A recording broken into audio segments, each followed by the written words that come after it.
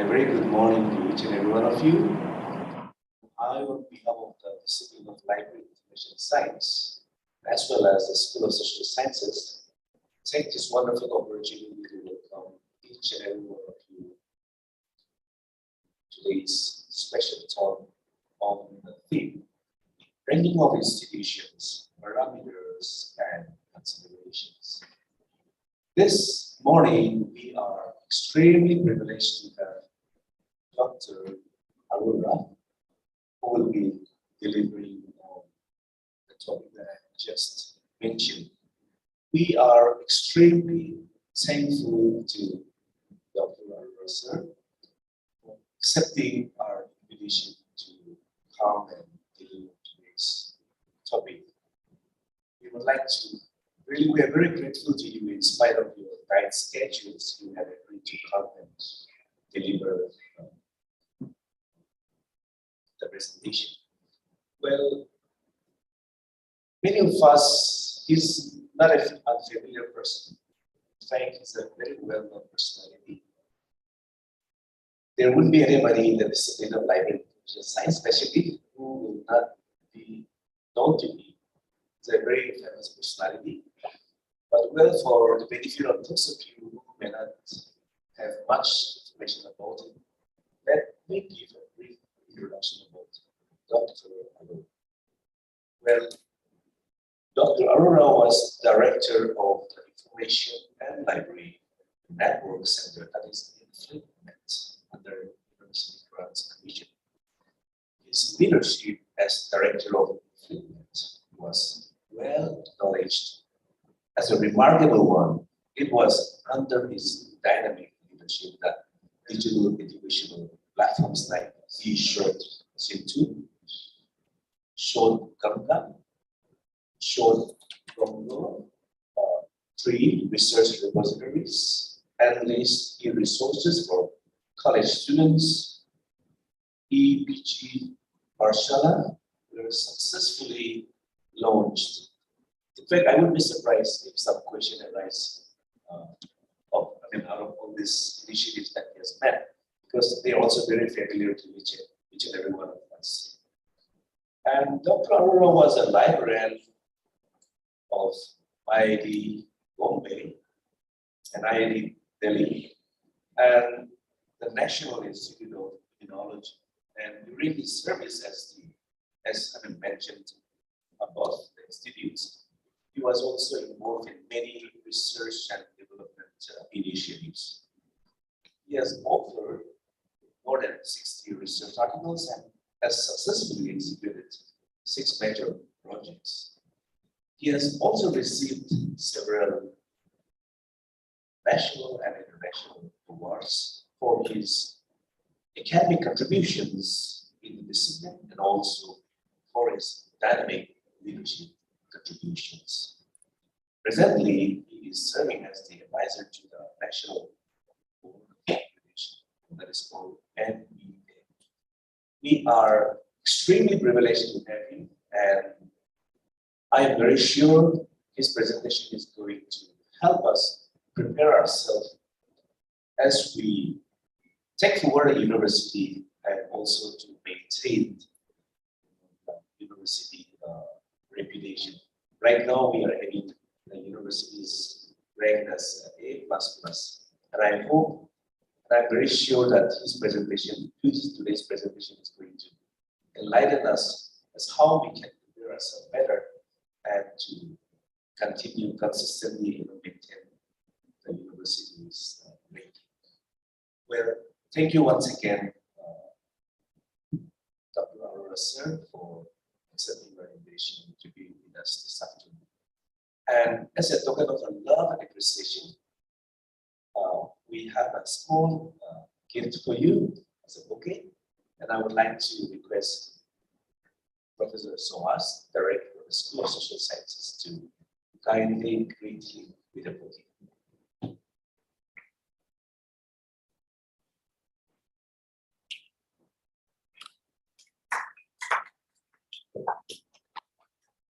Thank you very much for accepting.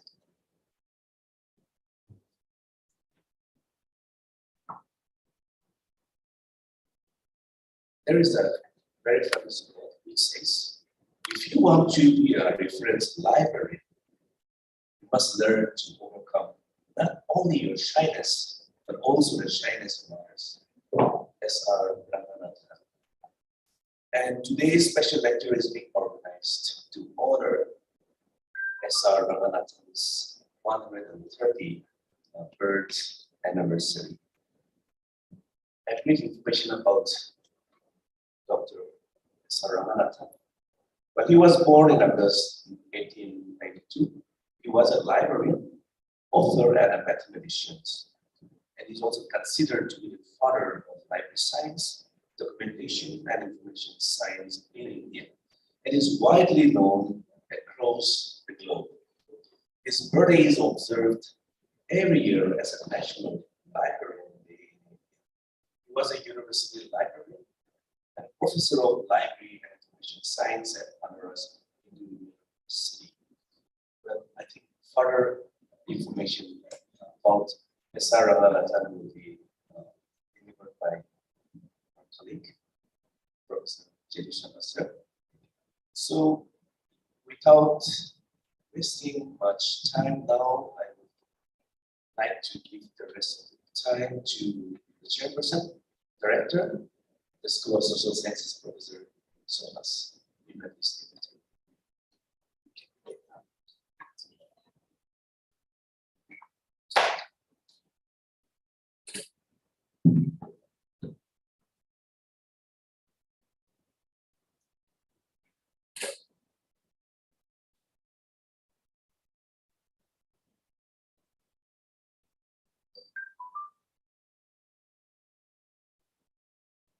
Good morning. I welcome all to this special lecture on ranking of institutions, parameters and considerations organized on the occasion of 130th birth anniversary of Dr. S.R. Ramanathan. When we come across the term institutional ranking, a number of questions probably come to our mind, which mainly center around what, why, and how. And this lecture, I think, is actually going to answer these questions.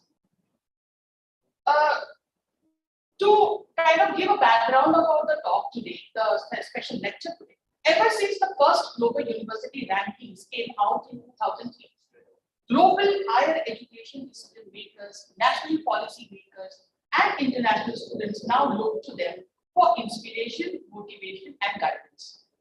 The importance of ranking in education has grown in the past 2 decades.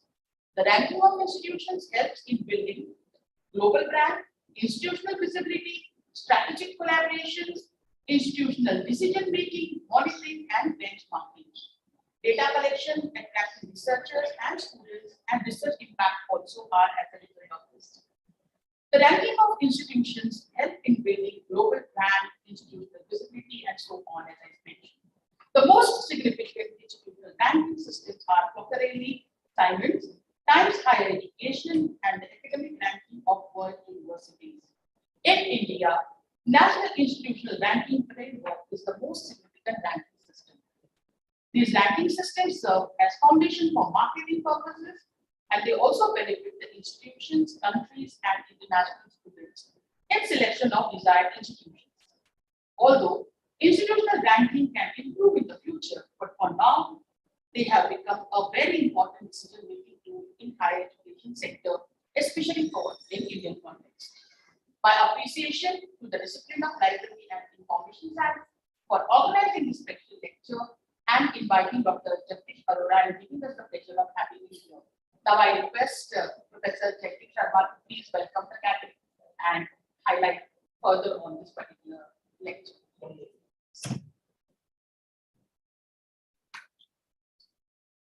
Thank you, Professor Sonas. Very good morning to all of you. Very warm welcome to this lecture. We in the room, but then we are online also, and maybe most of the people are there watching us online. I'll say a little bit about why this topic, and then I'll also talk about the day on which we are organizing this lecture. First of all, I would like to place on record our sincere thanks to Professor Arora for having given time. He is a very busy person. He is advisor to the MPA and is involved in this work.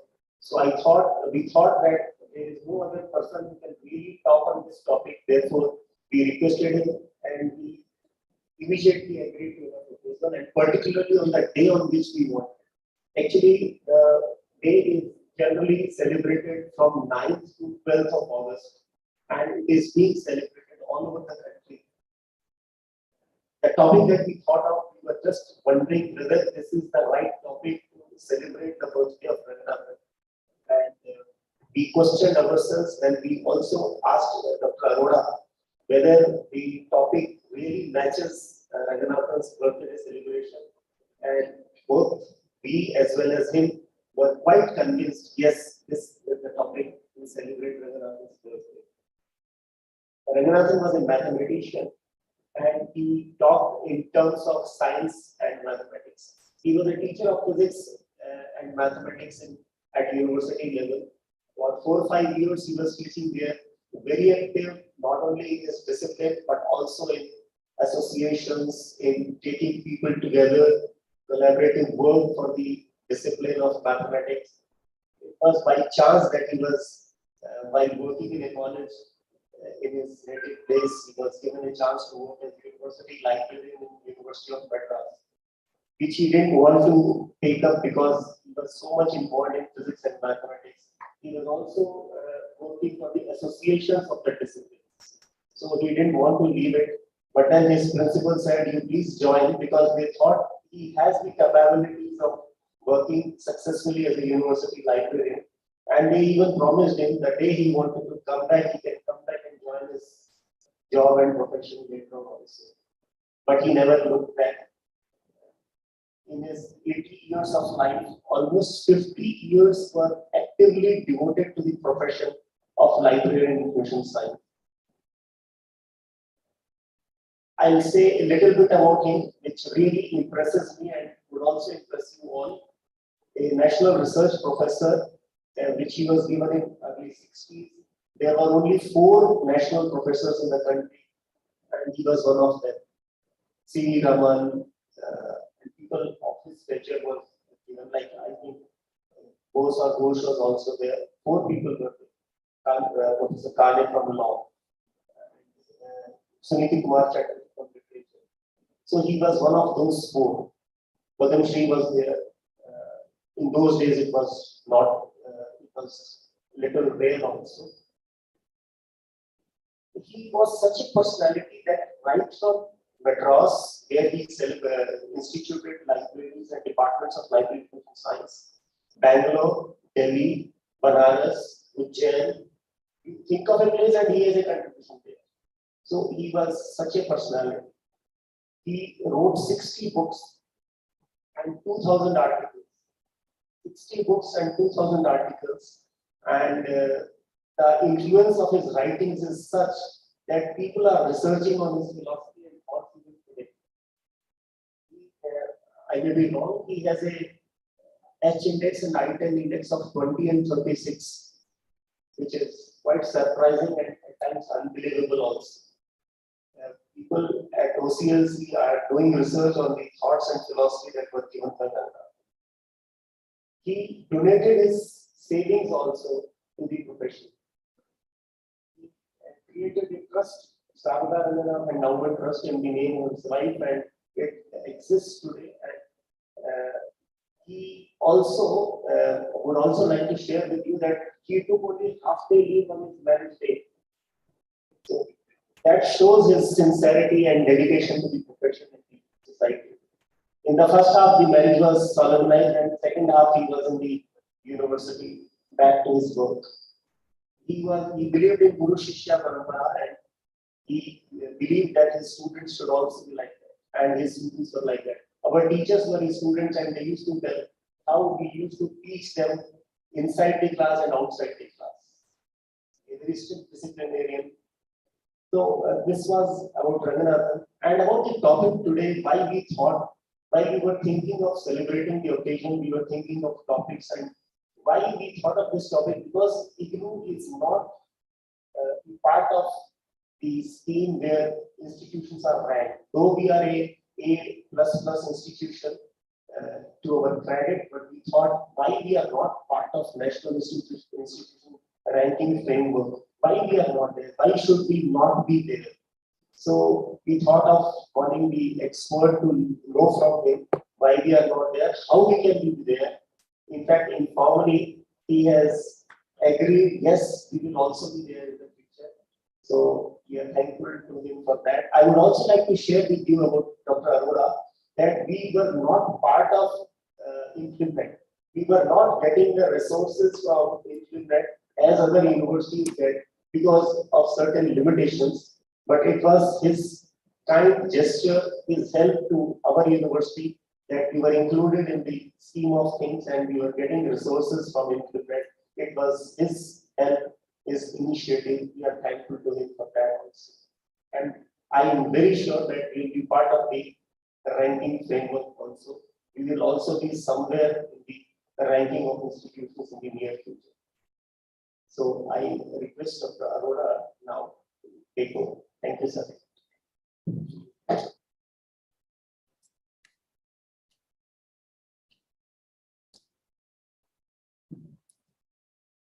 Thank you, Professor Jaideep.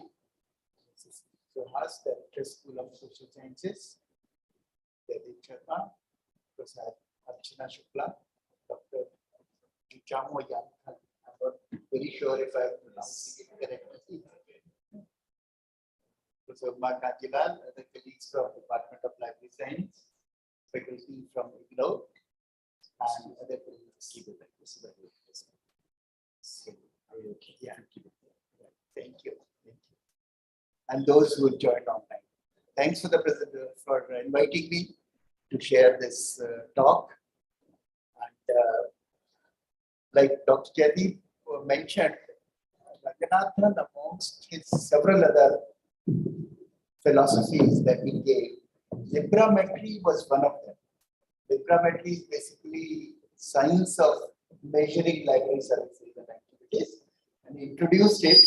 And I thought maybe ranking would be somewhere fit into that particular framework.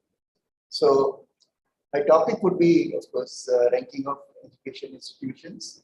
This Albert Einstein said that not everything that counts can be counted. That not everything that counts can be measured. Not everything that can be measured counts. So one of the most difficult problem in ranking universities, how do you count teaching, which is one of the most important function of a university? How do you do that? But of course, ranking, like Professor Suhas mentioned, is a convenient and easy understandable method of evaluation and assessment. Is an ordinal number that is assigned to a university, which kind of denotes its comparative position among list of institutions that are there. Ranking are being lauded for their functions and they are being criticized. They are lauded because it serves as a tool for students, for faculty, for institutions, for funding agencies, but it is also criticized for the methodology. People are, very angry as to how can you represent a university by a number. University is much larger than just a number. It is focused on science, technology, and English because one of the important parameters is research output. And when it comes to research output, research article says what you have in mind, which may not be essentially the right way to assess. So it is being criticized. If you look at the history in 1870s, the Commission of the US Bureau of Education started publishing annual report. And in annual report, they started publishing statistical data and classify university based on that data. Anyway, that can be said to be the beginning of ranking. But later, it is believed that US News came up with the US, first ranking in 1987. They took opinion of university president and brought up first ranking. Later, they decided that they'll have multi-dimensional methodology where they started using kind of parameters that we use now, teaching, research, and other. So it was not only opinion, it was objective data that they started. The first international meeting on ranking system was held in June 2002 in Warsaw, Poland, wherein necessity of designing a conceptual for ranking was discussed. International Ranking Expert Group was formed in 2004, which was later transformed as IREG Observatory. IR Observatory is still there. They have a site which lists about 25 international ranking system and about 100 national ranking systems. So they have an excellent website. There are people who have joined them and the countries that they have joined as members of IREG.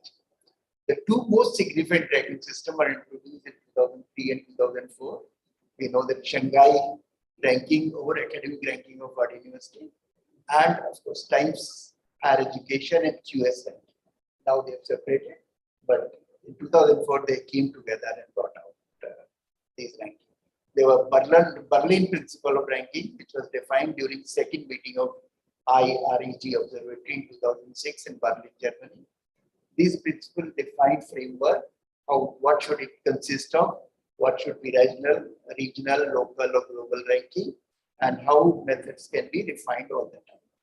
Ranking tables are also called league tables because Ivy League is, this group of universities in US which are known for their selectivity, for academic excellence, and higher social status. So they are also known as league tables. Why rank university? Professor Sohas has already outlined as to why do we rank university. They serve as a guide to students. They serve as a guide to university to improve their ranking. They help university to identify areas of improvement. They help industries and employers to target specific programs, students, and projects for hiring and research. And they provide a stable formula framework for ranking, evaluation, and assessment of university, and compete with other universities to improve their own ranking. That's the reason why we rank university. Look at the methodology. Ranking parameters and sets of quality criteria and indicators chosen to represent a surrogate quality of teaching, research, and other activity activities. Each indicator is assigned a weightage. That weightage sub-parameters scores are added and to obtain the score for individual category of parameters, and then they are all put together, computed based on the weight allocated to each category of parameters. We'll look into how we do it for NIRF, but as of now, let us look at the major global ranking initiatives. Like I mentioned, ARWU or Shanghai ranking was the first in 2003 that was introduced. QS, World University Ranking, was second, or one would say that QS and THE were ranking. Later they were separated. So THE, QS now are separate, but earlier they were together. So these are basically what, like you have the 4 pillars of management. These are the 3 pillars of ranking that are known around the world. But like I mentioned, there are more than 25 international rankings. And there are rankings that are diplomatic based ranking. SIR, SciMago Institution ranking, Lighting ranking, Globometrics, and TU. They are 100% research and article citation based. Right? They also have their own place in the map of. If you talk of ARWU, like I mentioned, it came in 2003. This is one of the rankings which does not collect any data from any. They take it from public domain. Basically, they take data from Web of Science, and they take data from Nobel. Basically, Nobel laureate is one of the criteria that they have. Only these 2 things. They are lauded for their objectivity, stability, and transparency. But they are often criticized for size-dependent parameters, because if an institution is producing large number of research, it has to be large. There is no method to normalize it. So they are criticized for that. Their current publication and product include global ranking, global ranking of individual subjects, Greater China rankings, Chinese university ranking, Chinese medical university ranking, and Macedonian higher education ranking. So this is how they are divided. Most of it is on publication, and a few of them are on Nobel Prize. Anybody with Nobel Prize staff winning Nobel Prize, research impact in terms of citations, per capita academic performance, and paper indexing, social science index, and science citation index, and paper publication data. These are the criteria. You can see that 70% is on research, 0% of reputation, and 100% on public domain sources. They don't take any data from any institution. Their criteria for Nobel Prize, 30% goes for Nobel Prize. Now in 2003, Shanghai ranking, Free University Berlin was ranked based on the Nobel Prize given to Albert Einstein in 1940. So even that Nobel Prize brought a lot of points to them. In 2004, Humboldt claimed that this work was done when Einstein was working for Humboldt. So the credit was given to them. The Free University was dropped by the position. Humboldt was first ranked. In 2005, Shanghai University dropped both Humboldt University and Free University because there was a debate. They were not able to agree as to which one, to whom this credit should go. So the other thing is Nobel Prize does not necessarily reflect excellence. It's a known fact. Now, how India performed in Shanghai ranking, you can see that 2011 to 60 there was only one institution, 2010 only two, then 18, 18 and 19 and again, but the number has dropped down to about 40.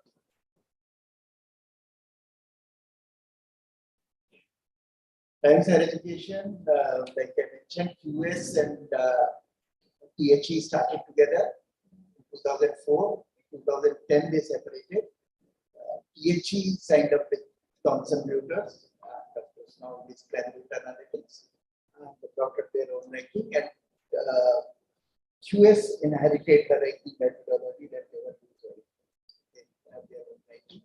They criticize for undermining non-science and non-English institutions because of the fact that they use Web of Science, which does not index journals in all the languages.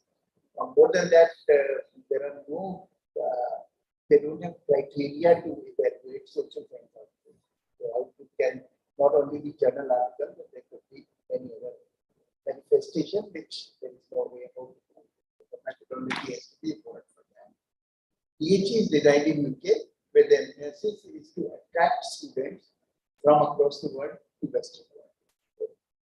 The target, THE targets universities, economies of countries in Western world. Their product, of course, include overall ranking, subject ranking, reputation ranking, regional league tables for Asia, Latin America, and BRICS, ranking of institution in emerging economies. And they've also come up with impact ranking, depending on university, United Nations Sustainable Development Goals. So THE, you can see how their parameters and weightage are distributed. A lot of points for international diversity, international student, international faculty. Of course, you can say 37% is on research articles and citation, and 34.5% on reputation. There's a lot of weightage on reputation. Reputation can be very subjective, as we all know. This is how India is performed in THE. In fact, older IT, the 5 older ITs have withdrawn from THE. They feel that the parameters and methodology is not transparent. So past 4 or 5 years, they have not participated. But still the number are increasing. QS have 6 parameters, 50% for public perception, 20% for research publication, and rest is for international staff ratio and international communication. A lot of emphasis on internalizations. This is how India has performed at QS. You can see the number of institutions that they have also increased from 700 in 2010 to about 1500 in they already have 243 ranking among the market.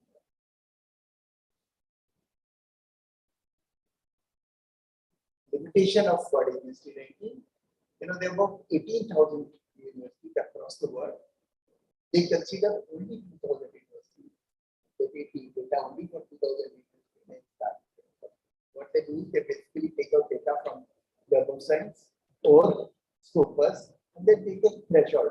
They include institutions who have published for 2,000 marks. So there is a lot of selectivity.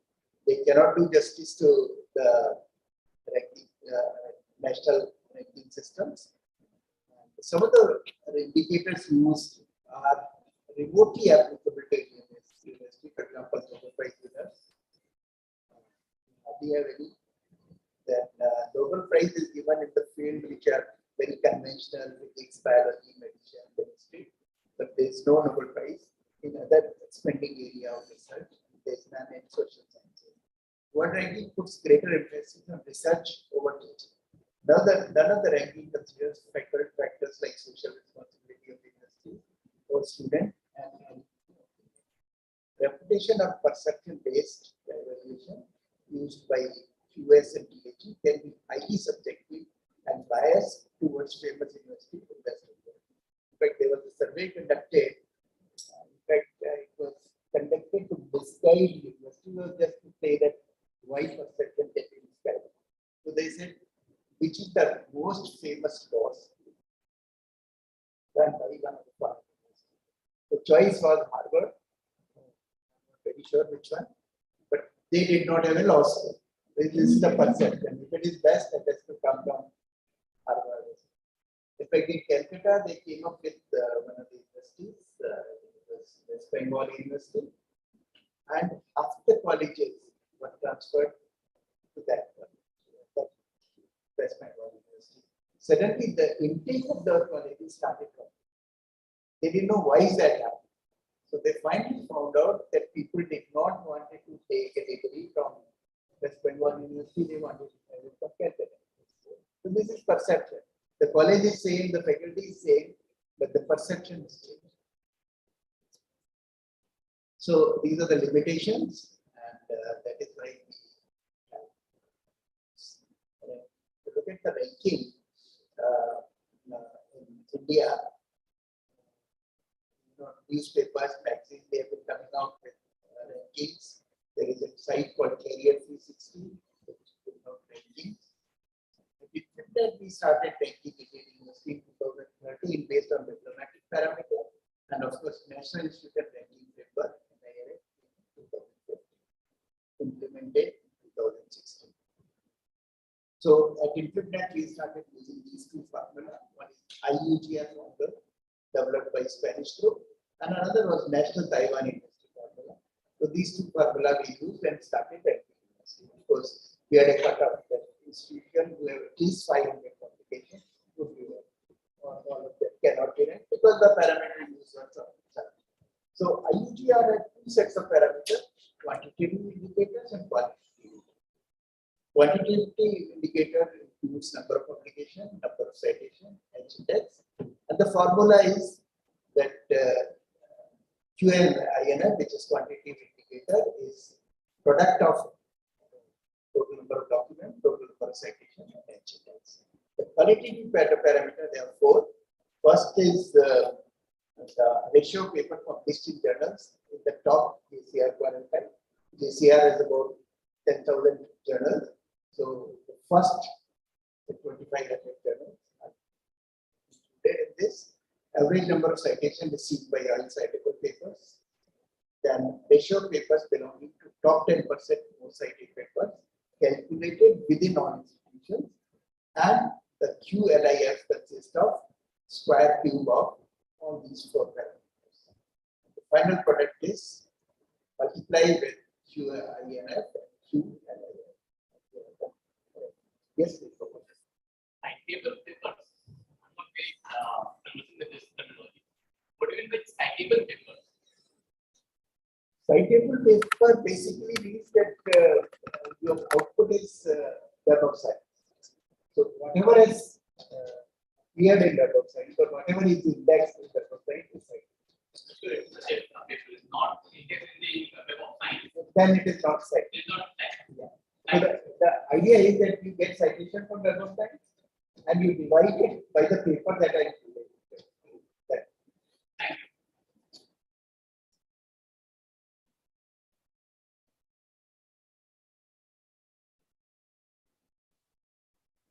Thank you.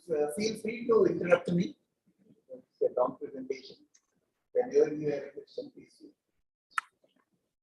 Now, NTU ranking, we the implement rank the institution on both the fronts. But can look at how you are ranked using NTU. You can look how you are ranked using the Spanish formula. So NTU ranking, which of course is an international ranking, we have three components: research productivity, which is number of articles in last 11 years and number of articles in the current year. Research impact, which is number of citations in 11 years and number of citations in last 3 years and average number of citations in last 11 years.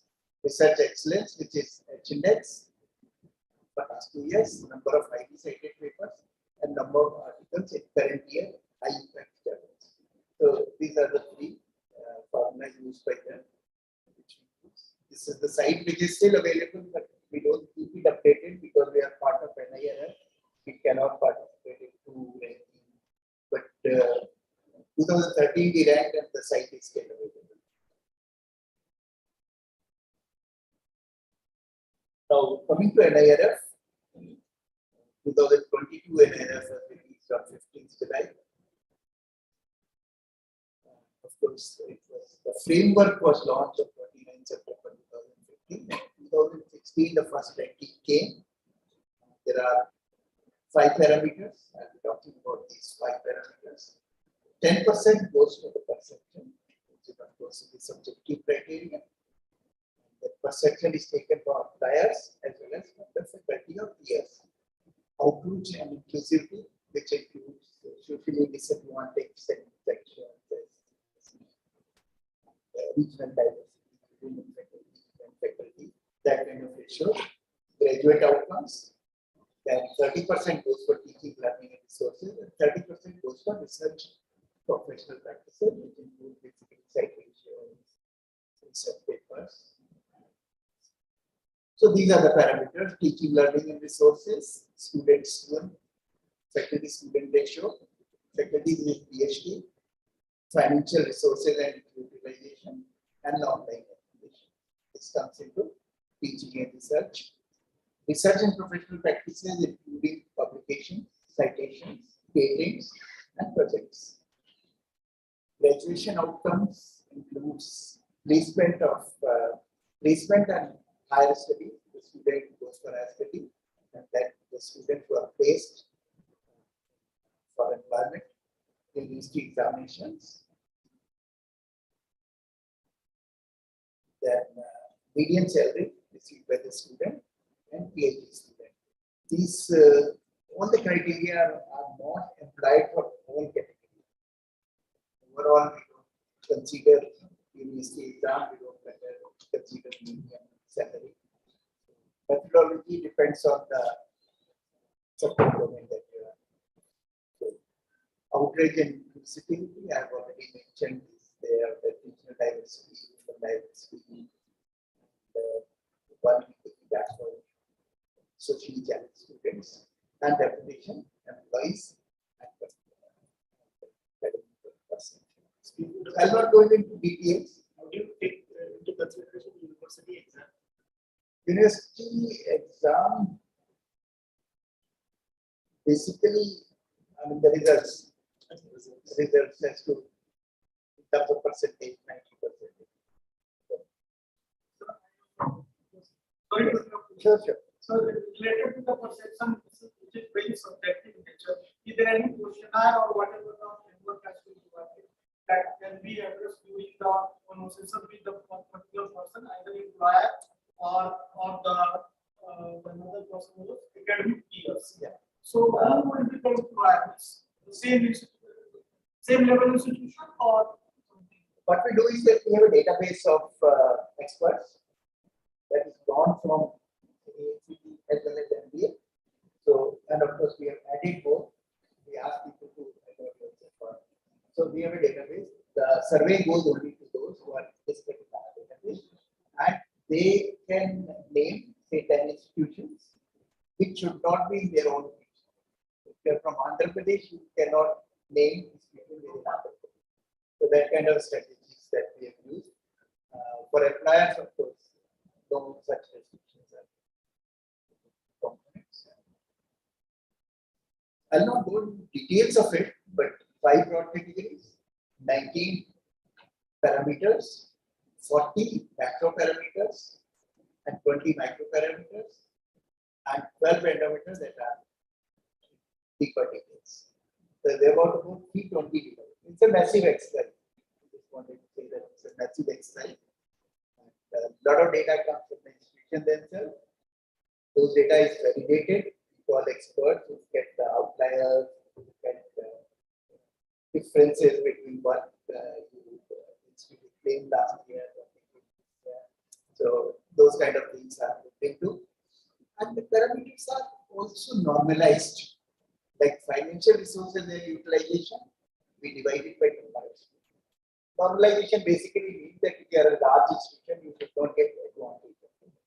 So publication divided by number of faculty, citation divided by number of publication, research fund divided by number of faculty, median salary, 3 years average is taken, PhD student graduated divided by number of faculty, and ranking of institution, use percentile, logarithmic scale, those kind of normalization methods. This is a typical formula. I will not go into it because it would be a bit too much. Let us look at the research. This thing. So I just want to underline those where we have normalized. Publication normalized faculty, top 25 percentile of publication normalized by publication.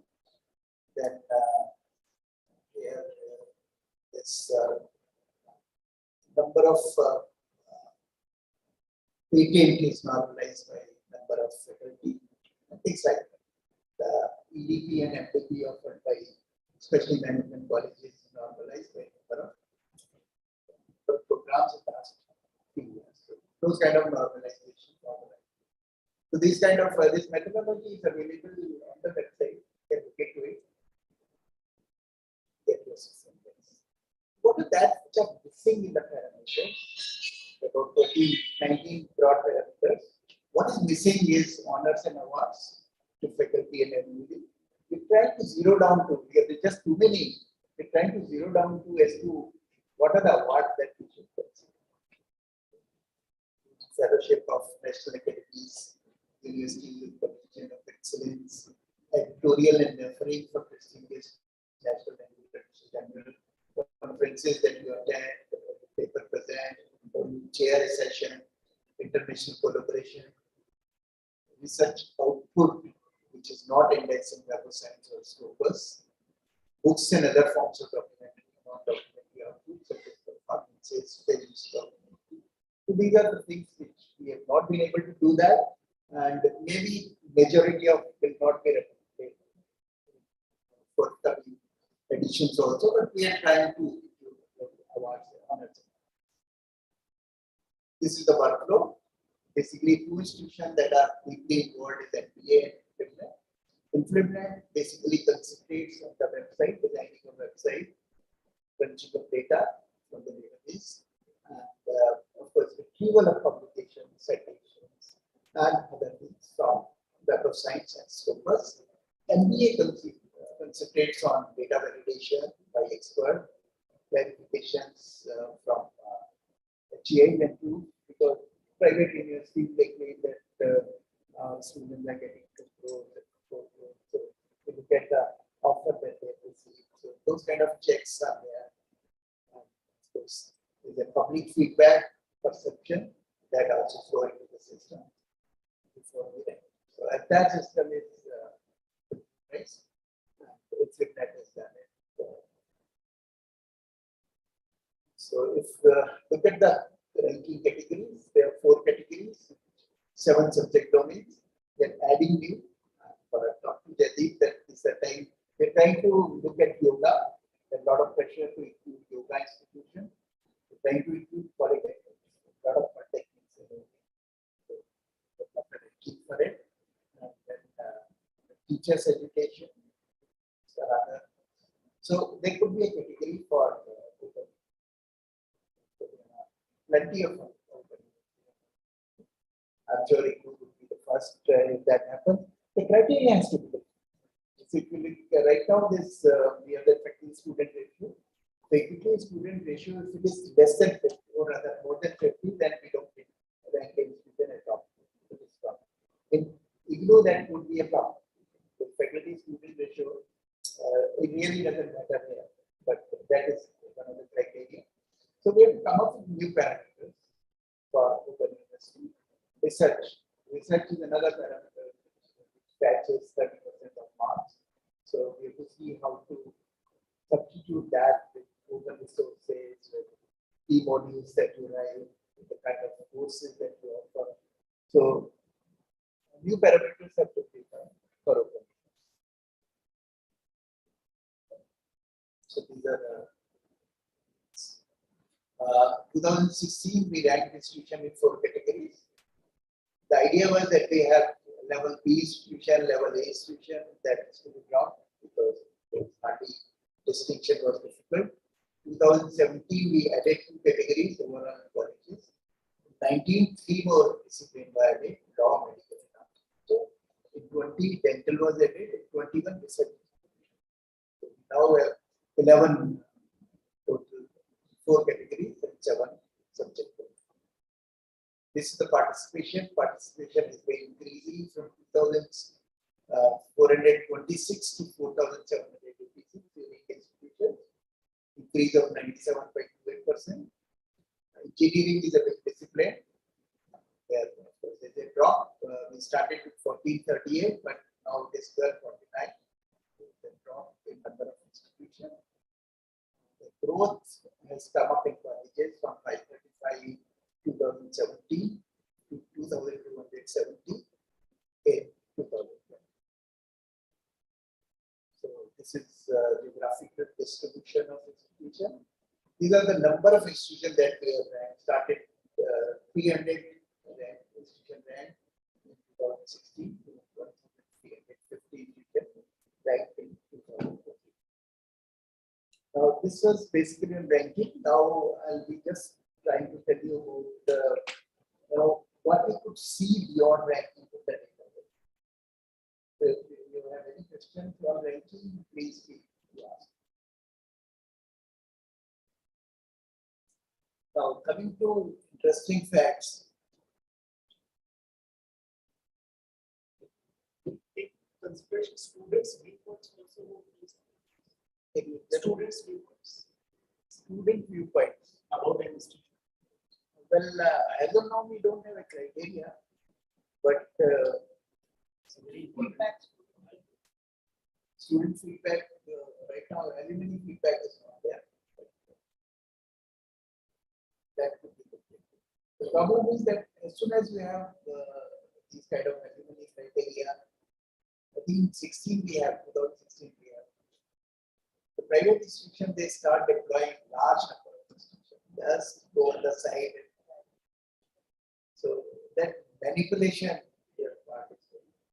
Perception is something which is even now very subjective. Yes, whatever method you apply, subjectivity will be there. See, like for example, QS, they have a very peculiar formula.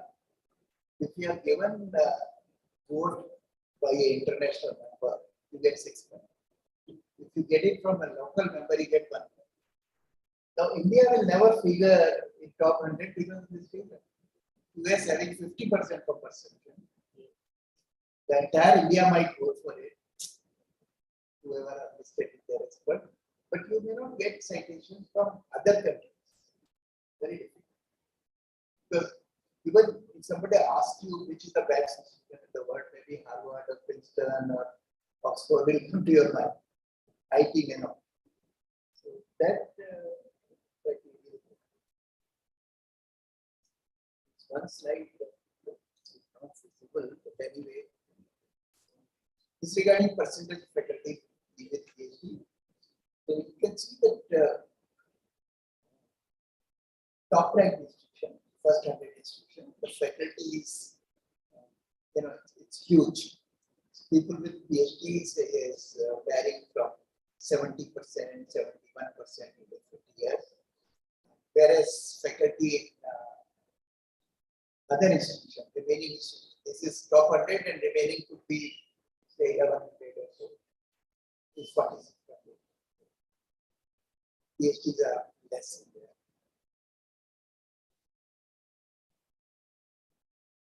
Faculty qualifications, if you can see that over the period of 5 years, faculty with PhD is increasing from 27.90 to 41.92, whereas faculty with masters is increasing from 72.10 to 58.0.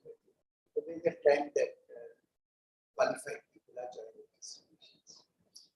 Experience, faculty experience, again you can see the same trend that faculty with less than 8 years experience is decreasing, whereas faculty with 15 years or more than 15 years is increasing. So now we can see the ratio is almost reaching to 33.2%. So we have a very good balance of faculty in institution. This is for engineering.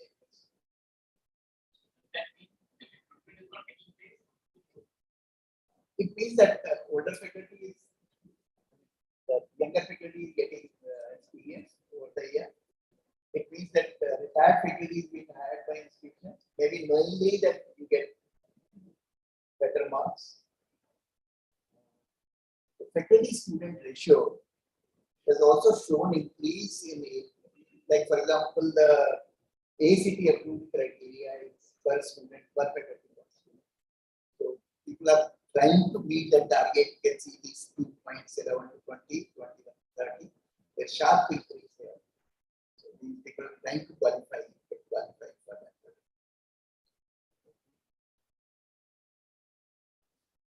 This is amounting the financial, basically finances spent on per student. So management spends the maximum, maybe they earn the maximum also. So it's 96,592 per student for management, which has brought down to 86,000. Maybe because of the COVID. There is an increase in amounts that comes to them. This is a same thing on management, of course. Why is it so? That management is spending more on these things, but expected in the science or in the medical sciences. See, the issue is what you claim, But they what they claim. The problem with our system is that so much to come to the government. That I don't know. It looks strange why management is spending more than any other category. It looks strange. For one thing, also the number of students are much lesser, and the fee they charge is much higher. So we are talking of ranked institutions. Ranked institutions use all IIMs. The fee was huge. So spending also. That could be a reason. But you are right. I should look into as to why is it so. Why sciences should not be involved, particularly medical. medical. Yeah. Maybe they are not applying for medical. We have aims and all PGIs and medical are there because the number of institutions in medical are not many, but so is management. Management also number of institutions are not huge. Now, research publication. This is a very interesting.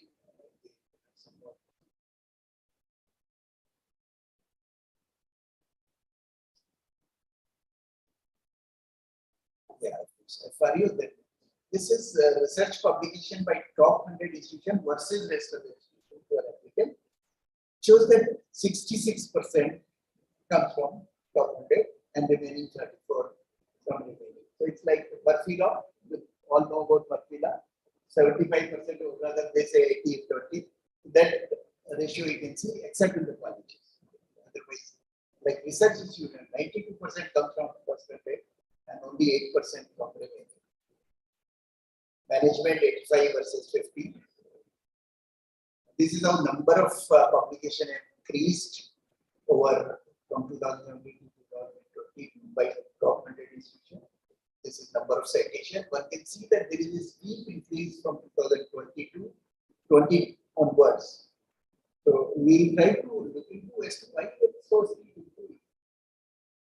We could identify certain institutions who are kind of cross-cited.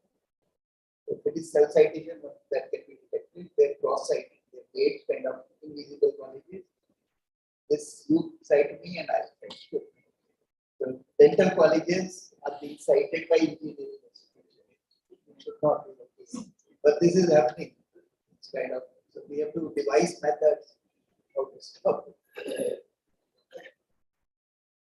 This is another interesting. Is there a role by the regulator to in that? Okay. Number of publications expected after the 18 is much higher for promotions. Yes. That might be also. See, the private institution, like Mantriji said that they'll put another banner. They said they'll put another banner, NIR. We have another ranking, ARIA ranking, which is on innovation, another banner. So he said if you do that, criticize ARIA because they have a separate ranking for private institutions. He said, stop that. You should keep them equal to all government organizations. Otherwise, they'll put another banner and start charging more.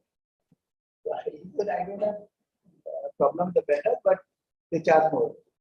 So this particular slide shows that, about 80,000 publication comes from first 30 institutions.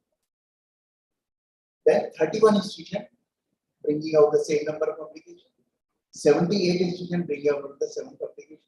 And 776 bringing out the same number of publications. This basically there is a Bedford law which talks about, he says that the institution can be categorized in flow group based on the research product. This was for general, but we have modified it for research product, post product, medium product, low product, and least product. Like for example, in overall category, top 13 institutions in our category, most productive that contribute about 82,872 articles, followed by increasing number of HEI in the remaining 3 categories, contributing the matching number of articles. So basically, and it is true for almost all categories. This is the representation 13, 31, 78, 776 institutions contributing the same number. The same is true for highly cited papers. You can see that first 100 contributes maximum, 89% in case of management, 88% in pharmacy, and remaining much lesser. This is top 100 institution in comparison to remaining. One can see that same distribution. What is more interesting is that 66.80 versus 33.20 has now changed to 65. So this is decreasing and this is increasing. This trend is across all the categories. Is also visible. So that means that institutions, remaining institutions are bringing out highly cited publication. That may include malpractices like self-citation, cross-citation, but it is visible. This is also highly cited publication, top 100 institution, and remaining institutions. Again, the same, you can see that this ratio is decreasing now. But top 100 are bringing less. This is in comparison to Word, India, and NIRF replicate.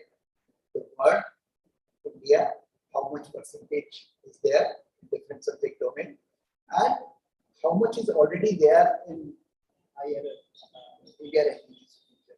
So you can see that in case of engineering, 93.76% institutions are already participating. That representation is already there. So that IR is growing it is replicated. Most of the research is there in IR already. So what is also visible is that India's production in comparison to world is increasing from 3.22 in 16 to 4.55 in 2022. And NIR eligible institutions was also increased from 66.80 to 65. But this is not increased, but there's an increase in between in this column. Last column, remaining institutions is decreasing, but of course there is a deviation in 2020.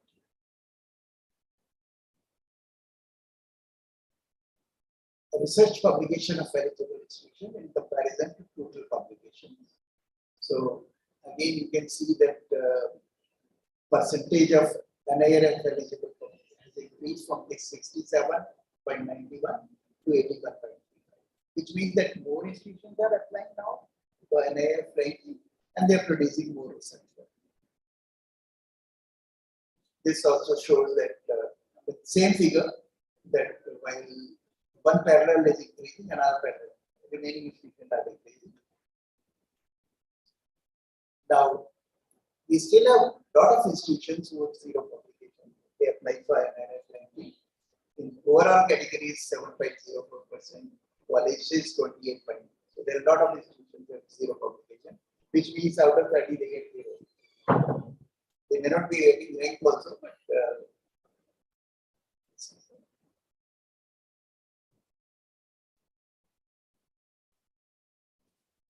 yeah, this is very interesting that you rank institution using 1.5 parameters and you rank them only on research parameters. There is a very high degree of correlation. If you are good at research, your ranking will be sure.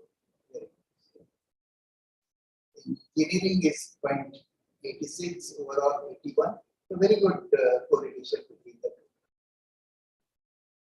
This is year-to-year correlation among grades. You can see this very high degree of correlation and very high degree of overlap. 75 here means that out of 100, 75 institutions were seen in 2017. And this is the correlation 91.46. Overlap, sorry, overlap is 91.46. Spearman and Pearson correlation is also given. Top 100 and top 10. I'll leave this slide.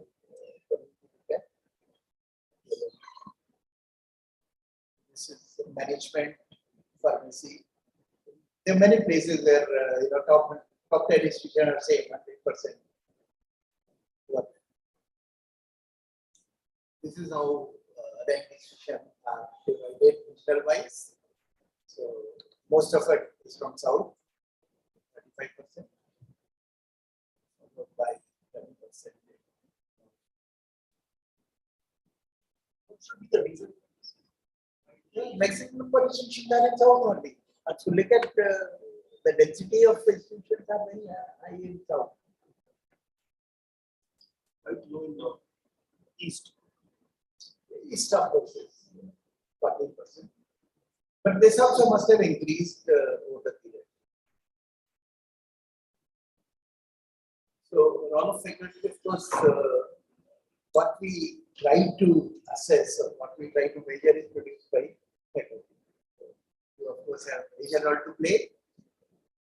You should know where to publish your research, especially in articles, in journals that are covered in Scopus, Web of Science, and others. You should know the citations. Faculty should participate in coordinating activities related to ranking, evaluation, and assessment. There have been chances, in fact, IIM Ahmedabad was ranked second. And they were ranked second because they were not able to produce data, which was crucial. We have a data of regional diversity. They said 0. Now, it is just not possible. The common sense says that IIM Ahmedabad may not have any student from Gujarat, maybe 1 or 2. So, regional diversity is 98%, but they did not have the data. They did not give and they came second. So, maintaining data is very important and faculty should get involved. Faculty should be aware of impact factor, H index, I10 index, I factor. So, predatory journals, public predatory journals, unknowingly. You should know what is predatory journal. Faculty should master the art of searching citation databases, patent databases, plagiarism detection, and revocation. All NIRF parameters do not contribute equally to total ranking score. That is something that we should realize. In fact, in IIT Delhi, the director decided that he will fill in all the vacant positions of faculty, including library position, because library staff is considered faculty. He has been library member. He filled them on. IIT Delhi started with 5th in engineering. Now this year there was 2nd in engineering.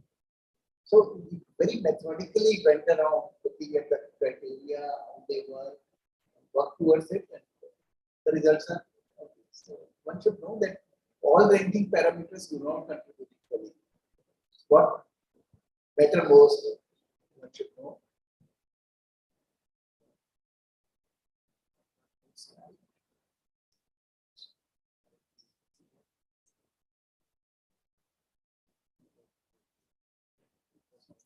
So I have identified about 12 parameters which have very high degree of correlation with 5 or 10 degree of parameters.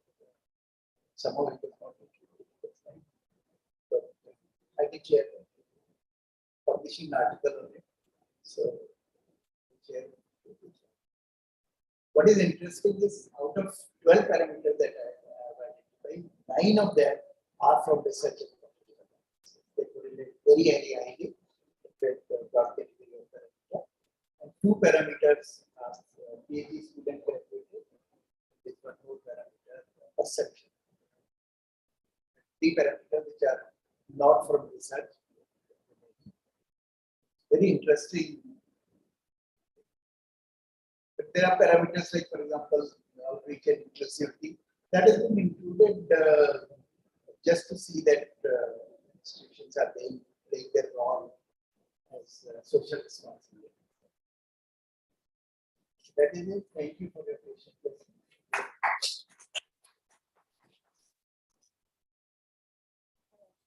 there any more questions from the audience?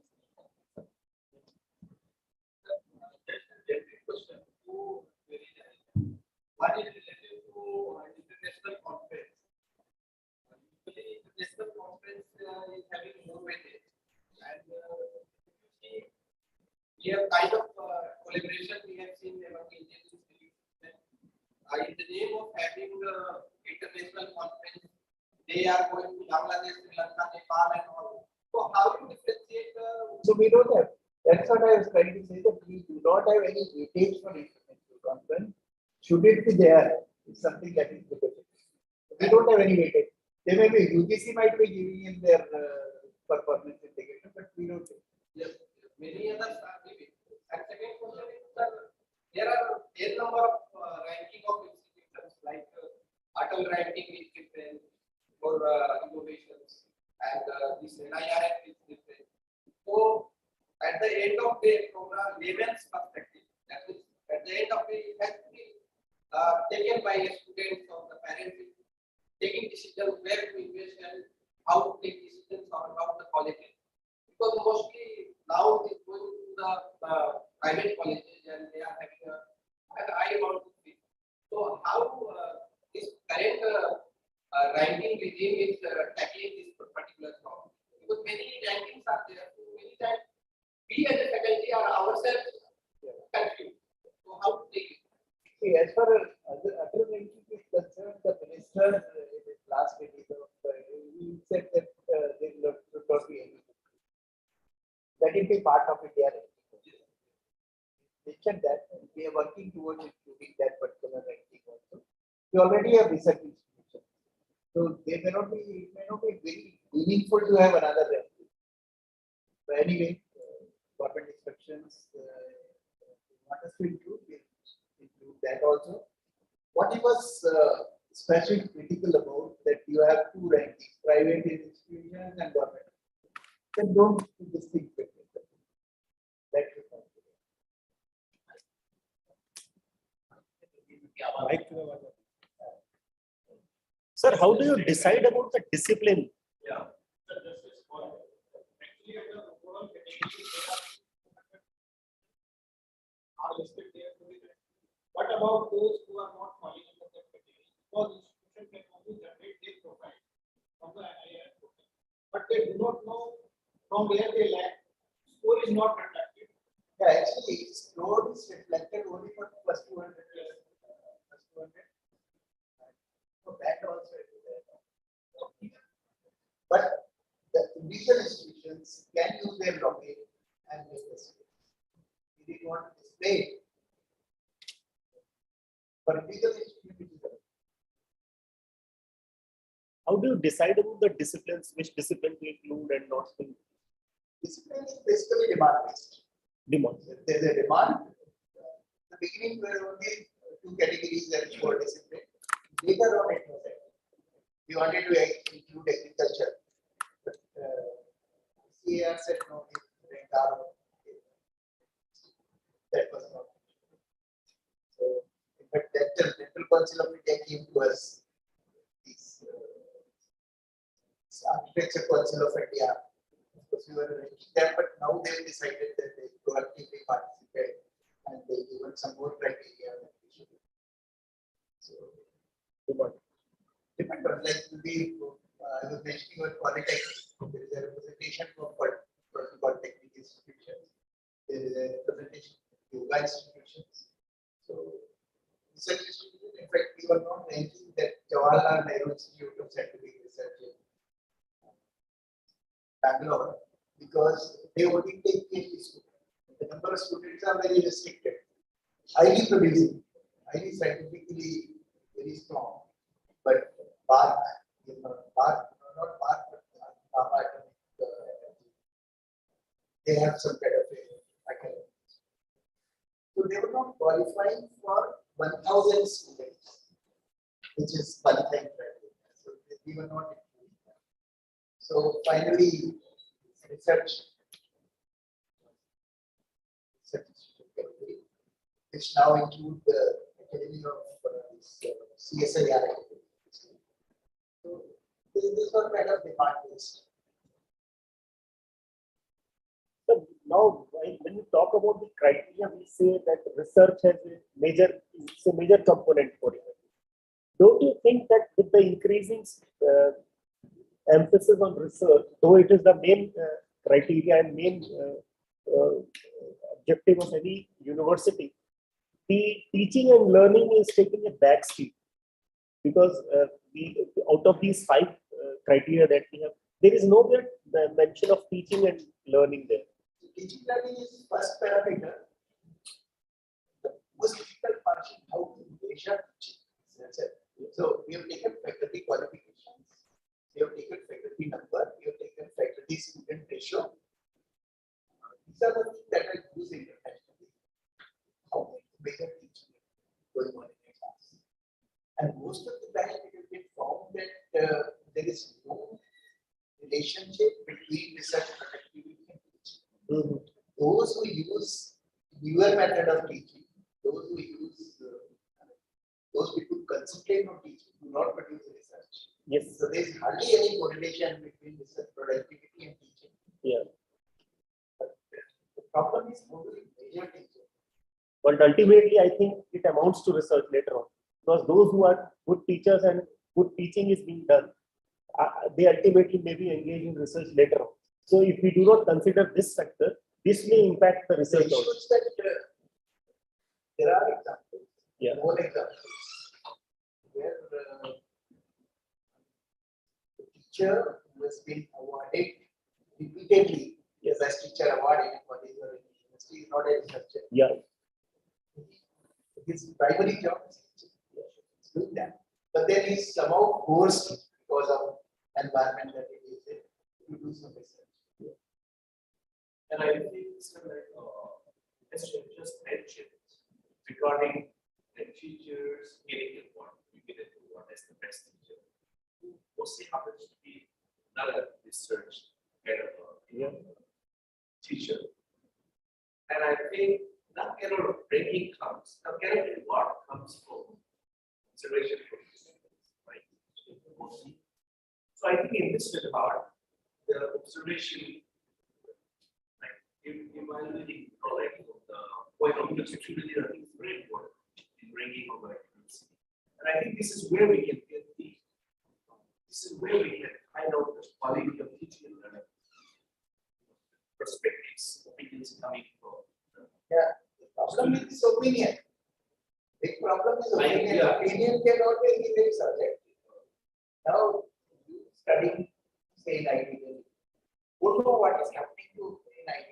You will definitely vote for IT, very not for government. That's subject to be something. I mean, of course, in systems like IT, most of the authorities, they have a very strong feedback system from students, which is publicly available, sometimes publicly available on the websites as to how a particular teacher is. But then again, there has to be a method to take social sciences to be able to identify some parameter that can be used for the problem is across institution, not only one institution, across institution. How do you deploy such? So what about the private ranking and the government ranking? Do you find any similarities? If you look at, forget about China, it is said that AW was devised because China is kind of an exporter of students for the country. Huge number of students go to higher studies in China. So they apparently devised this ranking first to compare where Chinese stand. Second, to guide their own student to foreign. And then,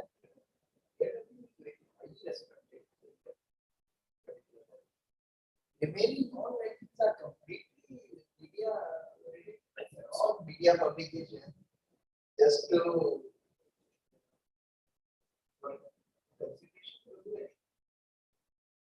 One question that is how MIT is listed somewhere in US. as I was going through this ranking of I came across which the happens to be the number one. How do you, what is your? That's what I mean. US think very good, but yeah, the governments of India also maybe contributing to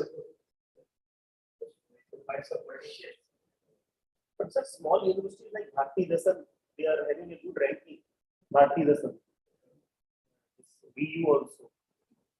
What is the reason how they? Sometimes they do be there. SRM, I was surprised. Chandigarh University is not hearsay, but some of the institutions are doing very good. Punjab University. Punjab University, of course, is should have been a central university, but because of maybe local pressure, very good. In fact, for that matter, state universities in Punjab and Haryana, especially in northern belt, are well provided in terms of funds. So it's there in data sitting at degree and particular food sciences. Why food science does not figure in the NIL ranking? And if we examine the question in larger context, the number of employment generated by the food science students and the non-food science students, is there any comparable data? And then is it equal to the NIL ranking and why food science is missing from that? Because in the largest chunk is provided by the food science students in the top student enrollment. I can say for surety about the Delhi University colleges. A large chunk comes from the humanities and the food sciences. So why we are not figuring in this NIL thing? Which means if we are producing different, they must be getting employment also. So what is the correlation and why we are missing? No, like I mentioned, it's one of the criteria, rather core criteria for faculty student FSR. Now, FSR, if it is more than 50, the institution is not ranked in the account. So, for open university, different criteria have to be involved. So that's what I was mentioning to Jaideep, that you write to ministry that open university should be one of the categories to be ranked. And of course, there are very good reasons. And I think methodology is also can be involved, which is, talk about FSR may not be important there, but the number of modules that you have, the open access that are made for e-learning materials and all, that would be criteria. Of course, number of students enrolled would be a big criteria. Your reach is international now. So, But what about social sciences? That is my prime concern. Irrespective of open or conventional. Yeah. Social sciences, why it is not considered? Because this is also important. yeah, it was problem with social sciences. Problem is like it's demand based. You say that social sciences should be one of the discipline. In fact, we were asked to why not have sociology, why not have commerce? The secretary said commerce is one of the most sought after subject. Why don't you read? Now, if you look at the current framework that we have, there is nothing like commerce. Maybe the terminology commerce is used only in India. Maybe internationally it is not used. So first thing is we have to define commerce. Likewise, social sciences may not be the right component of sociology. Those components can definitely be looked at. I don't know internationally if there is any recognition on social science. Liberal arts. So that is possible. But again, demand. Is there a demand? Who demands that? If this is the government project, then government should take the whole education system into consideration. What do we mean by demand? Demand by the market student community. The student community are demanding student sciences because in Delhi University you see the cutoff percentage for English, for economics honor, for political science. So I think 98 and 10%. So there is demand. I think if there is a proposal, I don't know whether it's notified or not. There is a proposal that IRS should be independent society. So that happens maybe. Right now we are working in a project book. Thank you. I'll just take this one. Hello. बस मैं तो lunch के बाद पहुंचूंगा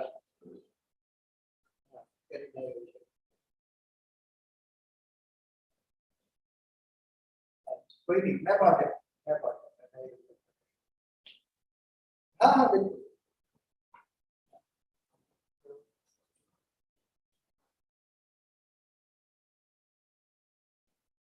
I think the social sciences specific ratings that were globally best here. Yeah, I think we should go down to that micro levels now, right? Like example like Harvard University, its overall score is 7.4. Then followed by University. Yeah, we should go to micro level now.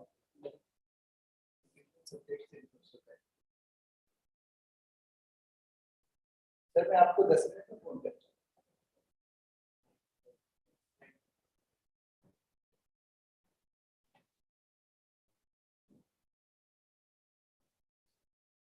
यदि ये presentation आप distribute Thank you very much, sir, for giving such a comprehensive presentation. I personally really enjoyed it. In fact, I would like to carry forward for further clarification. Thank you very much for giving such a wonderful presentation. And now we have come to the end of our today's program. And for that, I would like to request my colleague, Dr. Ashok, who want to kindly come forward and give the vote of thanks.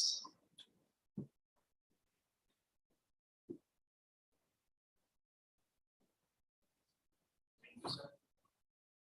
Good afternoon, everyone. First of all, I would like to thank our our honorable Vice Chancellor, sir, for welcoming and approving the proposal for organizing today's lecture. Thank you so much, sir.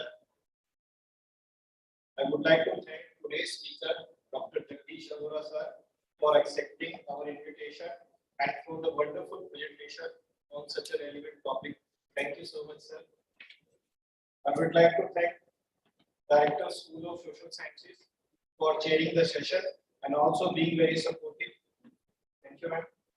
I would like to thank Director, COE, for providing the space and also making the arrangements for the live cast on YouTube Live.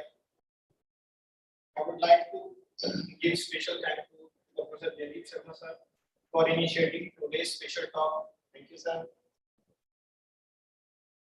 Further, I would like to thank all the colleagues for their efforts in making today's lecture a success. I would like to thank staff members from the SOS for helping with different arrangements. And last but not the least, I would like to thank everyone who joined us today in offline and online. Thank you so much. Once again, I wish you a very happy Librarians Day. Thank you so much.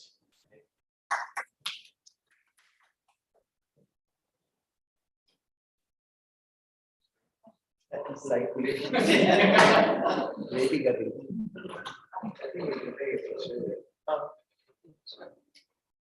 You want to take it here or you want to take on the steps? Outside here.